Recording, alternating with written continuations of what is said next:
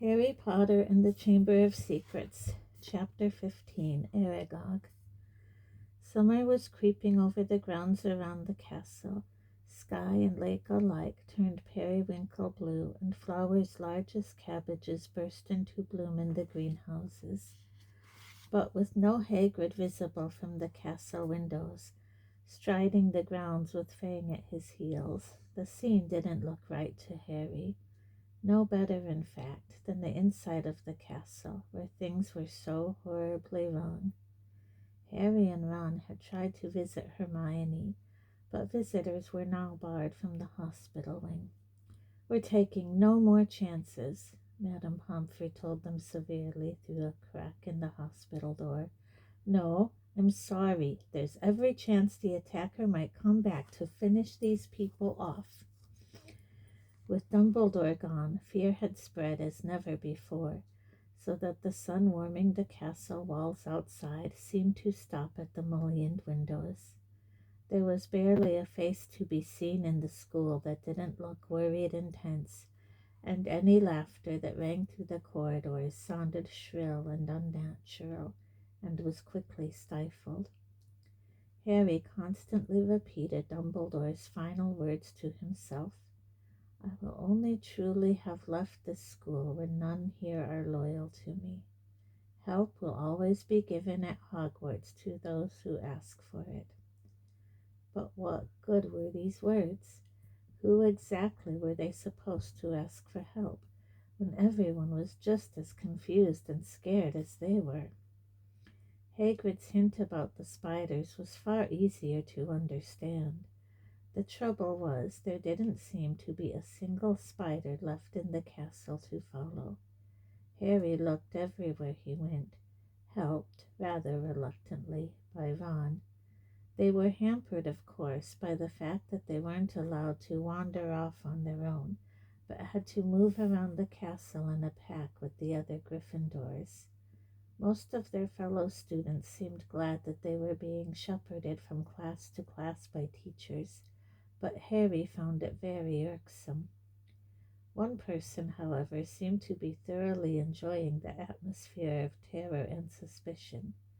Draco Malfoy was strutting around the school as though he had just been appointed head boy. Harry didn't realize what he was so pleased about until the potions lesson about a fortnight after Dumbledore and Hagrid had left, when, sitting right behind Malfoy, Harry overheard him gloating to Crabbe and Goyle. "I always thought Father might be the one who got rid of Dumbledore," he said, not troubling to keep his voice down. "I told you he thinks Dumbledore's the worst headmaster the school's ever had. Maybe we'll get a decent headmaster now, someone who won't want the Chamber of Secrets closed. McGonagall won't last long. She's only filling in." Snape swept past Harry, making no comment about Hermione's empty seat in Cauldron. "Sir," said Malfoy loudly, "Sir, why don't you apply for the headmaster's job?" Now, Malfoy," said Snape, though he couldn't suppress a thin-lipped smile. "Professor Dumbledore has only been suspended by the governors. I dare say he'll be back with us soon enough." "Yeah, right," said Malfoy, smirking. "I expect you'd have Father's vote, sir, if you wanted to apply for the job. I'll tell Father you're the best teacher here, sir." Snape smirked as he swept off around the dungeon, fortunately not spotting Seamus Finnegan, who was pretending to vomit into his cauldron. "I'm quite surprised the mudbloods haven't all packed their bags by now," Malfoy went on. "Bet you 5 galleons the next one dies. Pity it wasn't Granger." The bell rang at that moment, which was lucky. At Malfoy's last words, Ron had leaped off his stool, and in the scramble to collect bags and books, his attempts to reach Malfoy went unnoticed. "Let me at him," Ron growled as Harry and Dean hung onto his arms. "I don't care. I don't need my wand. I'm going to kill him with my bare hands." "Hurry up. I've got to take you all to herbology," barked Snape over the class's heads, and off they went, crocodile fashion, with Harry, Ron, and Dean bringing up the rear, Ron still trying to get loose.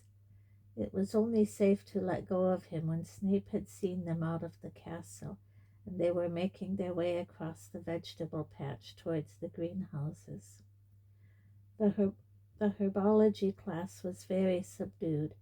There were now 2 missing from their number, Justin and Hermione. Professor Sprout set them all to work pruning the Abyssinian shrivel figs. Harry went to tip an armful of withered stalks onto the compost heap, and found himself face to face with Ernie Macmillan. Ernie took a deep breath and said, very formally, "I just want to say, Harry, that I'm sorry I ever suspected you. I know you'd never attack Hermione Granger, and I apologize for all the stuff I said. We're all in the same boat now, and, well..." He held out a pudgy hand, and Harry shook it. Ernie and his friend Hannah came to work at the same shrivel fig as Harry and Ron. "That Draco Malfoy character," said Ernie, breaking off dead twigs. "He seems very pleased about all this, doesn't he? Do you know, I think he might be Slytherin's heir." "That's clever of you," said Ron, who didn't seem to have forgiven Ernie as readily as Harry. "Do you think it's Malfoy, Harry?" Ernie asked. "No," said Harry, so firmly that Ernie and Hannah stared. A second later, Harry spotted something that made him hit Ron over the hand with his pruning shears. "Ouch! What are you—" Harry was pointing at the ground a few feet away. Several large spiders were scurrying across the earth. "Oh, yeah," said Ron, trying and failing to look pleased, "but we can't follow them now." Ernie and Hannah were listening curiously. Harry watched the spiders running away. "Looks like they're heading for the Forbidden Forest," and Ron looked even unhappier about that. At the end of the lesson, Professor Sprout escorted the class to their Defense Against the Dark Arts lesson. Harry and Ron lagged behind the others so they could talk out of earshot. "We'll have to use the invisibility cloak again," Harry told Ron. "We can take Fang with us. He's used to going into the forest with Hagrid. He might be some help." "Right," said Ron, who was twirling his wand nervously in his fingers. Aren't there supposed to be werewolves in the forest?" he added, as they took their usual places at the back of Lockhart's classroom. Preferring not to answer that question, Harry said, "There are good things in there, too. The centaurs are all right, and the unicorns." Ron had never been into the Forbidden Forest before. Harry had entered it only once, and had hoped never to do so again. Lockhart bounded into the room, and the class stared at him. Every other teacher in the place was looking grimmer than usual, but Lockhart appeared nothing short of buoyant. "Come now," he cried, beaming around him. "Why all these long faces?" People swapped exasperated looks, but nobody answered. "Don't you people realize," said Lockhart, speaking slowly as though they were all a bit dim, "the danger has passed. The culprit has been taken away." "Says who?" said Dean Thomas loudly. "My dear young man, the Minister of Magic wouldn't have taken Hagrid if he hadn't been 100% sure that he was guilty," said Lockhart, in the tone of someone explaining that 1 and 1 made 2. "Oh, yes, he would," said Ron, even more loudly than Dean. "I flatter myself I know a touch more about Hagrid's arrest than you do, Mr. Weasley," said Lockhart in a self-satisfied tone. Ron started to say that he didn't think so somehow, but stopped in mid-sentence when Harry kicked him hard under the desk. "We weren't there, remember?" Harry muttered. But Lockhart's disgusting cheeriness, his hints that he had always thought Hagrid was no good, his confidence that the whole business was now at an end, irritated Harry so much that he yearned to throw gadding with ghouls right in Lockhart's stupid face. Instead, he contented himself with scrawling a note to Ron. "Let's do it tonight." Ron read the message, swallowed hard, and looked sideways at the empty seat usually filled by Hermione. The sight seemed to stiffen his resolve, and he nodded. The Gryffindor common room was always very crowded these days, because from 6 o'clock onwards the Gryffindors had nowhere else to go. They also had plenty to talk about, with the result that the common room often didn't empty until past midnight. Harry went to get the invisibility cloak out of his trunk right after dinner, and spent the evening sitting on it, waiting for the room to clear. Fred and George challenged Harry and Ron to a few games of exploding snap, and Ginny sat watching them, very subdued in Hermione's usual chair. Harry and Ron kept losing on purpose, trying to finish the games quickly, but even so it was well past midnight when Fred, George, and Ginny finally went to bed. Harry and Ron waited for the distant sounds of 2 dormitory doors closing before seizing the cloak, throwing it over themselves, and climbing through the portrait hole. It was another difficult journey through the castle, dodging all the teachers. At last they reached the entrance hall, slid back the lock on the oak front doors, squeezed between them, trying to stop any creaking, and stepped out into the moonlit grounds. "Course," said Ron abruptly as they strode across the black grass, "we might get to the forest and find there's nothing to follow. Those spiders might not have been going there at all. I know it looked like they were moving in that sort of general direction, but—" His voice tailed away hopefully. They reached Hagrid's house, sad and sorry-looking with its blank windows. When Harry pushed the door open, Fang went mad with joy at the sight of them. Worried he might wake everyone at the castle with his deep booming barks, they hastily fed him treacle fudge from a tin on the mantelpiece, which glued his teeth together. Harry left the invisibility cloak on Hagrid's table. There would be no need for it in the pitch-dark forest. "Come on, Fang, we're going for a walk," said Harry, patting his leg, and Fang bounded happily out of the house behind them, dashed to the edge of the forest, and lifted his leg against a large sycamore tree. Harry took out his wand, muttered "Lumos," and a tiny light appeared at the end of it, just enough to let them watch the path for signs of spiders. "Good thinking," said Ron. "I'd light mine too, but you know, it'd probably blow up or something." Harry tapped Ron on the shoulder, pointing at the grass.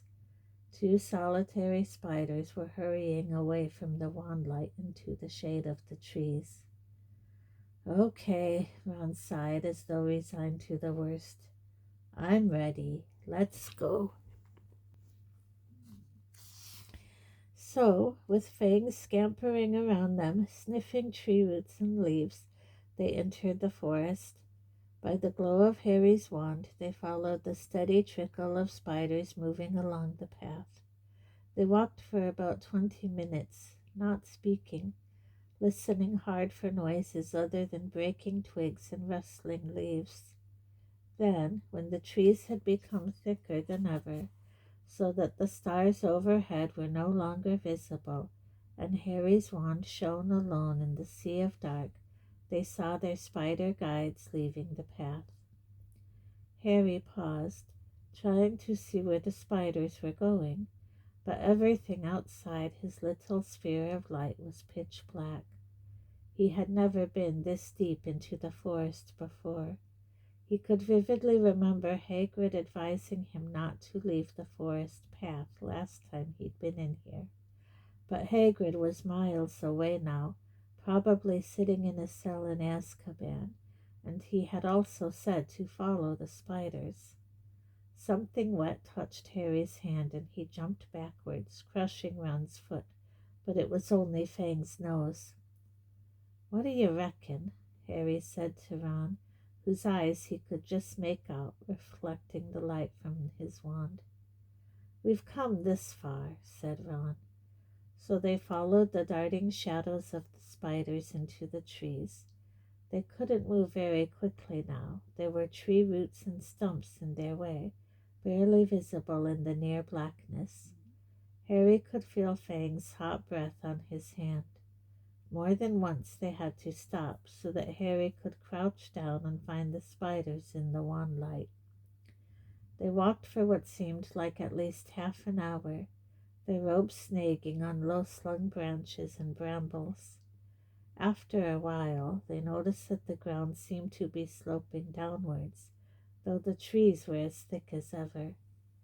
Then Fang suddenly let loose a great echoing bark, making both Harry and Ron jump out of their skins. "What?" said Ron loudly, looking around into the pitch dark and groping Harry's elbow very hard. "There's something moving over there," Harry breathed. "Listen. Sounds like something big." They listened. Some distance to their right, the something big was snapping branches as it carved a path through the trees. "Oh no," said Ron. "Oh no, oh no, oh." "Shut up," said Harry frantically. "It'll hear you." "Hear me?" said Ron in an unnaturally high voice. "It's already heard Fang." The darkness seemed to be pressing on their eyeballs as they stood, terrified, waiting. There was a strange rumbling noise, and then silence. "What do you think it's doing?" said Harry. "Probably getting ready to pounce," said Ron. They waited, shivering, hardly daring to move. "Do you think it's gone?" Harry whispered. "Dunno." Then, to their right, came a sudden blaze of light, so bright in the darkness that both of them flung up their hands to shield their eyes. Fang yelped and tried to run, but got lodged in a tangle of thorns and yelped even louder. "Harry!" Ron shouted, his voice breaking with relief. "Harry, it's our car!" "What?" "Come on!" Harry blundered after Ron towards the light, stumbling and tripping, and a moment later they had emerged into a clearing. Mr. Weasley's car was standing empty in the middle of a circle of thick trees under a roof of dense branches, its headlamps ablaze. As Ron walked, open-mouthed, towards it, it moved slowly towards him, exactly like a large turquoise dog greeting its owner. "It's been here all the time," said Ron delightedly, walking around the car. "Look at it. The forest's turned it wild." The wings of the car were scratched and smeared with mud. Apparently it had taken to trundling around the forest on its own. Fang didn't seem to be at all keen on it. He kept close to Harry, who could feel him quivering. His breathing slowing down again, Harry stuffed his wand back into his robes. "And we thought it was going to attack us," said Ron, leaning against the car and patting it. "I wondered where it had gone." Harry squinted around on the floodlit ground for signs of more spiders, but they had all scuttled away from the glare of the headlights. "We've lost the trail," he said. "Come on, let's go and find them." Ron didn't speak. He didn't move. His eyes were fixed on a point some 10 feet above the forest floor, right behind Harry. His face was livid with terror. Harry didn't even have time to turn around. There was a loud clicking noise, and suddenly he felt something long and hairy seize him around the middle and lift him off the ground, so that he was hanging face down. Struggling, terrified, he heard more clicking and saw Ron's legs leave the ground too, heard Fang whimpering and howling. Next moment he was being swept away into the dark trees. Head hanging, Harry saw that what had hold of him was marching on 6 immensely long, hairy legs, the front 2 clutching him tightly below a pair of shining black pincers. Behind him he could hear another of the creatures, no doubt carrying Ron. They were moving into the very heart of the forest. Harry could hear Fang fighting to free himself from a third monster, whining loudly. But Harry couldn't have yelled even if he had wanted to. He seemed to have left his voice back with the car in the clearing. He never knew how long he was in the creature's clutches. He only knew that the darkness suddenly lifted enough for him to see that the leaf-strewn ground was now swarming with spiders. Craning his neck sideways, he realized that they had reached the rim of a vast hollow, a hollow which had been cleared of trees so that the stars shone brightly onto the worst scene he had ever clapped eyes upon. Spiders.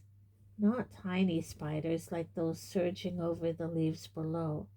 Spiders the size of cart horses, 8-eyed, 8-legged, black, hairy, gigantic. The massive specimen that was carrying Harry made its way down the steep slope towards a misty domed web in the very center of the hollow, while its fellow closed in all around it, clicking their pincers excitedly at the sight of its load.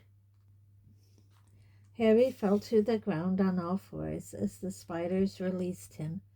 Ron and Fang thudded down next to him. Fang wasn't howling anymore, but cowering silently on the spot. Ron looked exactly like Harry felt. His mouth was stretched wide in a kind of silent scream, and his eyes were popping. Harry suddenly realized that the spider which had dropped him was saying something. It had been hard to tell because he clicked his pincers with every word he spoke. "Aragog," it called, "Aragog." And from the middle of the misty domed web a spider the size of a small elephant emerged, very slowly. There was gray in the black of his body and legs, and each of the eyes on his ugly pincered head was milky white. He was blind. "What is it?" he said, clicking his pincers rapidly. "Min," clicked the spider who had caught Harry. "Is it Hagrid?" said Aragog, moving closer, his 8 milky eyes wandering vaguely. "Strangers," clicked the spider who had brought Ron. "Kill them," clicked Aragog fretfully. "I was sleeping." "We're friends of Hagrid's," Harry shouted. His heart seemed to have left his chest to pound in his throat. Click, click, click went the pincers of the spiders all around the hollow. Aragog paused. "Hagrid has never sent Min into our hollow before," he said slowly. "Hagrid's in trouble," said Harry, breathing very fast. "That's why we've come." "In trouble?" said the aged spider, and Harry thought he heard concern beneath the clicking pincers. "But why has he sent you?" Harry thought of getting to his feet, but decided against it. He didn't think his legs would support him, so he spoke from the ground as calmly as he could. "They think, up at the school, that Hagrid's been setting something on the students. They've taken him to Azkaban." Aragog clicked his pincers furiously, and all around the hollow the sound was echoed by the crowd of spiders. It was like applause, except applause didn't usually make Harry feel sick with fear. "But that was ages ago," said Aragog fretfully. "Years and years ago. I remember it well. That's why they made him leave the school. They believed that I was the monster that dwells in what they call the Chamber of Secrets. They thought that Hagrid had opened the chamber and set me free."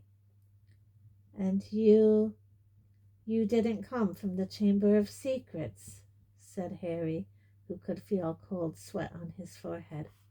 "I," said Aragog, clicking angrily.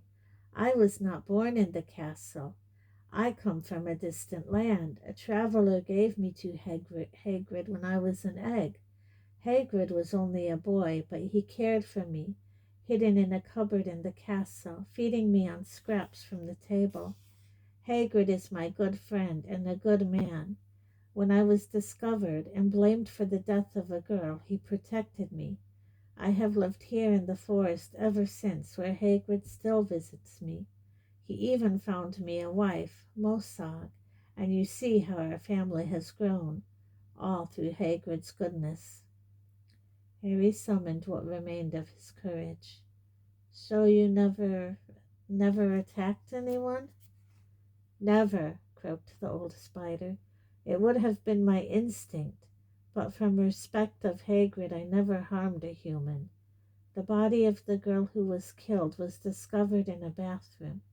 I never saw any part of the castle but the cupboard in which I grew up. Our kind liked the dark and the quiet. But then, do you know what did kill that girl? Said Harry. Because whatever it is, it's back and attacking people again. His words were drowned by a loud outbreak of clicking and the rustling of many long legs shifting angrily. Large black shapes shifted all around him. The thing that lives in the castle, said Aragog, is an ancient creature we spiders fear above all others. Well do I remember how I pleaded with Hagrid to let me go when I sensed the beast moving about the school. What is it? Said Harry urgently. More loud clicking, more rustling. The spiders seemed to be closing in. We do not speak of it, said Aragog fiercely. We do not name it. I never even told Hagrid the name of that dread creature, though he asked me many times. Hagrid didn't want to press the subject, not with the spiders pressing closer on all sides. Aragog seemed to be tired of talking. He was backing slowly into his domed web, but his fellow spiders continued to inch slowly towards Harry and Ron. We'll just go then, Harry called desperately to Aragog, hearing leaves rustling behind him. Go, said Aragog slowly. I think not. But, my sons and daughters do not harm Hagrid on my command, but I cannot deny them fresh meat when it wanders so willingly into our midst. Goodbye, friend of Hagrid. Harry spun around. Feet away, towering above him, was a solid wall of spiders, clicking, their many eyes gleaming in their ugly black heads. Even as he reached for his wand, Harry knew it was no good. There were too many of them, but as he tried to stand, ready to die fighting, a loud long note sounded, and a blaze of light flamed through the hollow. Mr. Weasley's car was thundering down the slope, headlamps glaring, its horn screeching, knocking spiders aside. Several were thrown onto their backs, their endless legs waving in the air. The car screeched to a halt in front of Harry and Ron, and the doors flew open. Get Fang! Harry yelled, diving into the front seat. Ron seized the boarhound round the middle and threw him, yelping, into the back of the car. The doors slammed shut. Ron didn't touch the accelerator, but the car didn't need him. The engine roared and they were off, hitting more spiders. They sped up the slope out of the hollow, and they were soon crashing through the forest, branches whipping the windows as the car wound its way cleverly through the widest gaps, following a path it obviously knew. Harry looked sideways at Ron. His mouth was still open in the silent scream, but his eyes weren't popping anymore. Are you okay? Ron stared straight ahead, unable to speak. They smashed their way through the undergrowth, Fang howling loudly in the back seat, and Harry saw the wing mirror snap off as they squeezed past a large oak. After 10 noisy, rocky minutes, the trees thinned, and Harry could again see patches of sky. The car stopped so suddenly that they were nearly thrown into the windscreen. They had reached the edge of the forest. Fang flung himself at the window in his anxiety to get out, and when Harry opened the door, he shot off through the trees to Hagrid's house, tail between his legs. Harry got out too, and after a minute or so, Ron seemed to regain the feeling in his limbs and followed, still stiff-necked and staring. Harry gave the car a grateful pat as it reversed back into the forest and disappeared from view. Harry went back into Hagrid's cabin to get the invisibility cloak. Fang was trembling under a blanket in his basket. When Harry got outside again, he found Ron being violently sick at the pumpkin patch. "Follow the spiders," said Ron weakly, wiping his mouth on his sleeve. "I'll never forgive Hagrid. We're lucky to be alive." "I bet he thought Aragog wouldn't hurt friends of his," said Harry. "That's exactly Hagrid's problem," said Ron, thumping the wall of the cabin. "He always thinks monsters aren't as bad as they're made out, and look where it's got him, a cell in Azkaban." He was shivering uncontrollably now. "What was the point of sending us in there? What have we found out, I'd like to know?" "That Hagrid never opened the Chamber of Secrets," said Harry, throwing the cloak over Ron and prodding him in the arm to make him walk. "He was innocent." Ron gave a loud snort. Evidently, hatching Aragog out in a cupboard wasn't his idea of being innocent.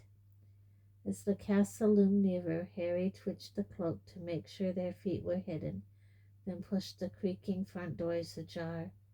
They walked carefully back across the entrance hall and up the marble staircase, holding their breath as they passed corridors where watchful sentries were walking. At last they reached the safety of the Gryffindor common room, where the fire had burned itself into glowing ash. They took off the cloak and climbed the winding staircase to their dormitory. Ron fell onto his bed without bothering to get undressed. Harry, however, didn't feel very sleepy.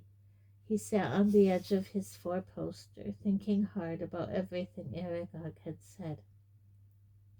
The creature that was lurking somewhere in the castle, he thought, sounded like a sort of monster Voldemort. Even other monsters didn't want to name it. But he and Ron were no closer to finding out what it was, or how it petrified its victims. Even Hagrid had never known what was in the Chamber of Secrets. Harry swung his legs up onto his bed and leaned back against his pillows, watching the moon glinting at him through the tower window. He couldn't see what else they could do. They had hit dead ends everywhere. Riddle had caught the wrong person, the heir of Slytherin had got off, and no one could tell whether it was the same person or a different one who had opened the chamber this time. There was nobody else to ask. Harry lay down, still thinking about what Aragog said. He was becoming drowsy when what seemed like their very last hope occurred to him, and he suddenly sat bolt upright. "Ron!" he hissed through the dark. "Ron!" Ron awoke with a yelp like Fang's, stared wildly around, and saw Harry. "Ron, that girl who died. Aragog said she was found in a bathroom," said Harry, ignoring Neville's snuffling snores from the corner. "What if she never left the bathroom? What if she's still there?" Ron rubbed his eyes, frowning through the moonlight, and then he understood. "You don't think... Not Moaning Myrtle?"